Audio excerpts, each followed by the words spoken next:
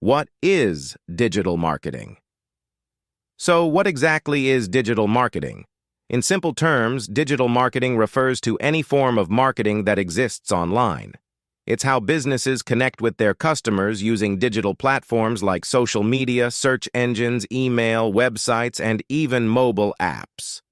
Unlike traditional marketing, which includes things like billboards and TV ads, digital marketing is all about reaching people where they spend most of their time, online. Why is digital marketing important? Now you might be wondering, why is digital marketing so important?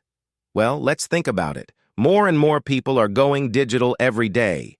Studies show that over 4.9 billion people worldwide use the internet. That means businesses can tap into a massive global audience. Digital marketing also allows businesses to target their audience more precisely. With tools like data analytics, you can track who is visiting your website, what content they're engaging with, and how likely they are to become paying customers.